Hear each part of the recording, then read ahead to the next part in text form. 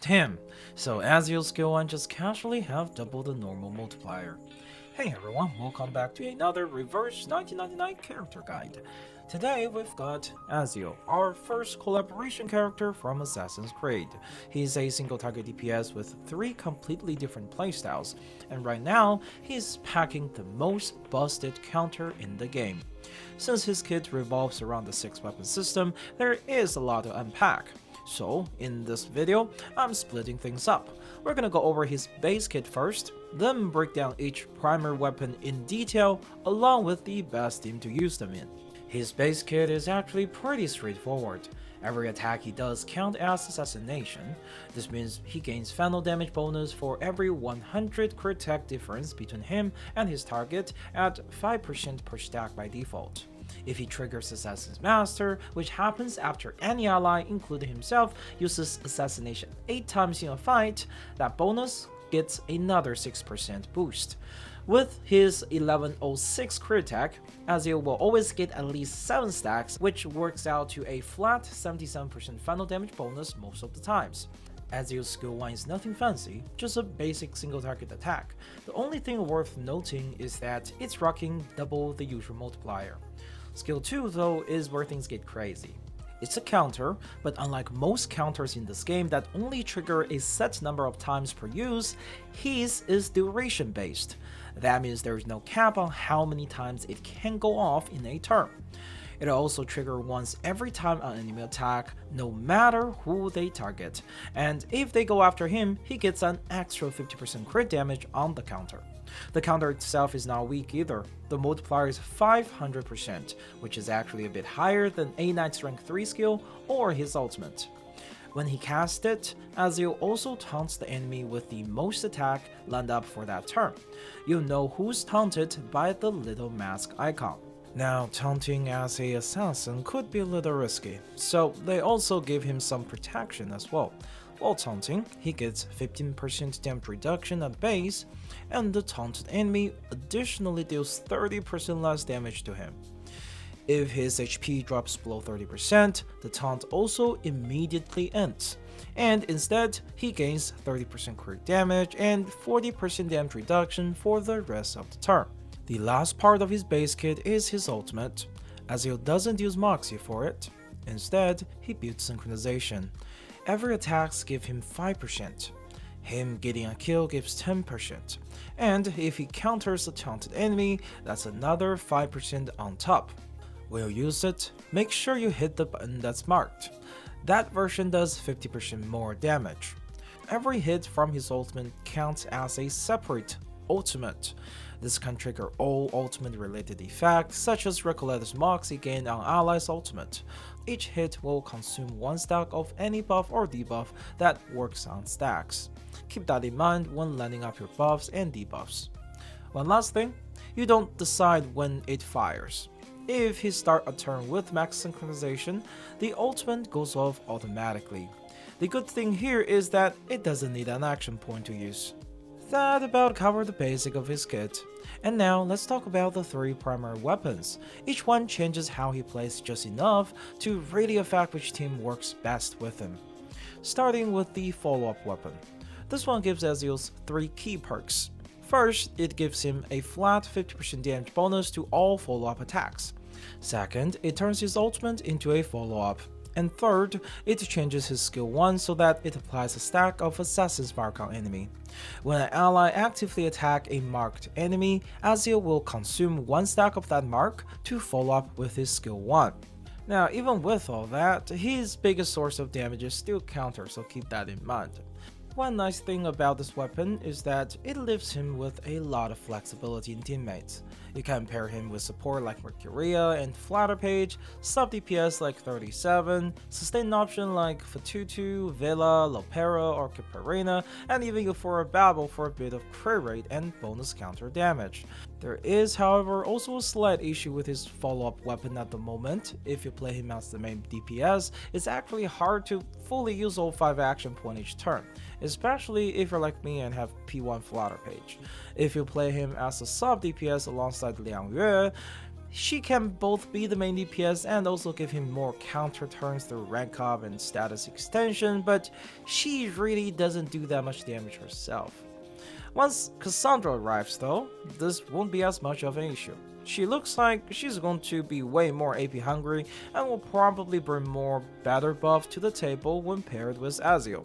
And I'm expecting her to significantly outdamage Liang Yue. When it comes to weapon combo for follow-up, the first option is usually the best because the conversion from excess crit rate to crit damage is extremely strong, especially if you're running him with allies who can push his crit rate high like Villa or Caparina.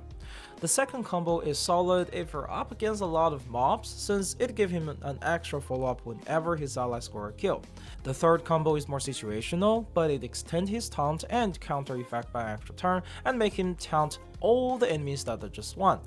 That's a bigger deal than you think when you're fighting multiple elites, because if an attack targets him directly, the counter gets 50% more crit damage, and if enemies taunt it, the counter also gives him an extra 5% synchronization. If you're already getting crit rate to crit damage conversion from a teammate like Lopera, the third combo can actually pull ahead in damage. Moving on to the ultimate weapon, this one changes Ezio's playstyle a lot more than the follow-up weapon. First off, it gives him a straight 15% boost in ultimate might. On top of that, it makes him benefiting from ally casting their ultimate in two different ways. Every time an ally uses their ultimate, Ezio gives 10% synchronization, and he also picks up a special stacking buff called Eagle's Guidance. This can stack up to 6 times, and every 2 stack give him ultimate an extra hit. With this playstyle, each hit of his ultimate gains even more final damage toward assassination, specifically 1% more per hit per stack. If we assume a 700 crit attack advantage and 6 total small hits before the final attack, the last hit of his ultimate will be benefiting from 42% more final damage. The secondary weapon in this style will give him more synchronization in different ways. Out of them, the second weapon is the better choice if you're up against a single enemy, since it also provides bonus damage against solo targets. Team choices here are a lot less flexible since there ain't that many characters in the ultimate niche. You're mainly looking for 2 things: teammate who can spam ultimate and teammate who can buff ultimate. Some strong options include Euphoric Malenia, who has extremely aggressive ultimate buffs, and Euphoric Etienne, who can both buff and spam ultimate. His special thunder attack is now counted as an ultimate as well and can be triggered by his skill 1 after Euphoria in patch 3.0. There's also Hesabeth. Personally, I'm not the biggest fan of pairing her here. She can give Ezio tons of synchronization and Eagle's Guidance stacks, but she doesn't bring much in the way of buffs. And unless you're getting a lot counter in, she won't push him from using his ultimate every 2 turns to every turn. Also, just because this build focuses on ultimate doesn't mean you stop using his counter. You should still be maintaining his counter as they still does damage and brings a lot more extra synchronizations. The last, and probably the most unique, and the best for raid weapon Ezio has is the poison weapon. It doesn't really change his overall playstyle, but it completely changes how his damage is dealt. With this weapon, every one of his attack adds an extra instance of Genesis damage. That damage skill with his attack stats, his skill and ultimate multipliers, his assassination bonuses, which is now converted into Genesis damage bonus, and the total poison stack on the target. On top of that, he gets a flat 15% Genesis damage bonus. At base, it has 50% of the respective multiplier, and the bonus scale starts at 1% per poison, and spike to 2% at 10 stacks. Once you hit 20 stacks, Genesis damage can start critting. For reference, his Genesis damage reaches the full 100% of his skill multiplier at 25 stack and 200% at 75 stacks. With help from other poison-focused characters, it's actually pretty easy to stay above 20 stacks. Ezio himself also applies poison. With his first secondary weapon, each attack applies 2 stacks, and with the second weapon, it's 3 stacks if there is only 1 enemy. The third weapon is more unique. His attacks only apply 1 stack of poison with this weapon, but when an enemy dies, he spread the same number of poison stack they had, up to 10, to all remaining enemies. This makes stacking poison in stages with mobs much faster. There are 2 main ways to play this pass. One focuses more on applying poison, while the other focuses on follow-ups. If the enemy attack often enough for him to counter regularly, the follow-up playstyle will end up to be much stronger. This is because his counter counts as follow-up, and the Genesis damage from it can crit. This allows it to benefit fully from Flutter Page's force field. If the target doesn't attack often, or at least the main target doesn't, you can also lean more into applying poison with allies like Willow or Jessica with her upcoming Euphoria. Willow can add up to 6 stack a turn just from her passives, where Jessica applies less poison passively, but she can contribute more through her active skills.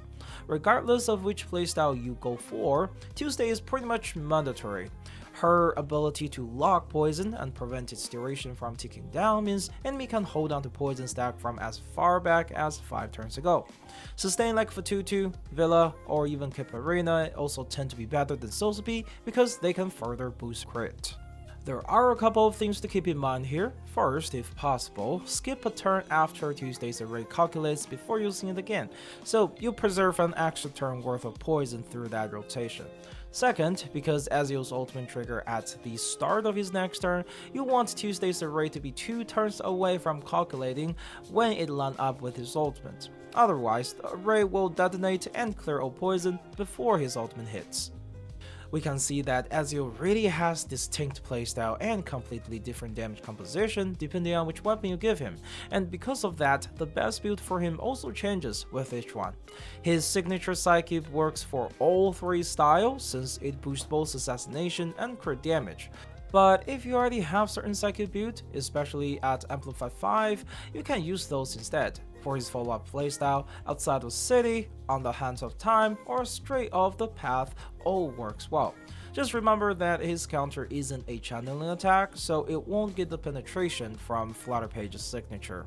For his ultimate path, Luxury's Leisure and Never-Ending QA are great options. Since each hit of his ultimate counts as its own ultimate, the Psychube will be fully stacked right after the first ultimate. For poison build, Falling for Sweet Phenomena is easily the best choice. At a 5, it gave him 20% crit damage and up to 60% Genesis damage bonus, which nothing else in the game can match. You can also run outside of city for more crit when you are running with Flutter Page, since the crit will also be converted to Genesis damage bonus. For Resonance, you can just run the same set for everything, one focus on crit, since all 3 playstyle benefit from it.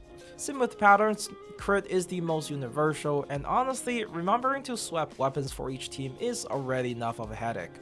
As for his portrait, I've already covered most of that in my other video about his strengths, so I won't dive deep into here. And really, that's all there is to play Ezio right now. Even though he has 3 completely different teams, he's not actually a very complicated character. Most of the decision making is just come down to picking the right weapon and the right teammates for the content you're running. Which playstyle do you think fits him best? Do you like the raw counter power, the big ultimate hits, or the poison stacking? Leave them in the comment down below. I'd love to hear from you. And as always, this has been SteamBandX. Thanks for watching, and I'll see you in the next video.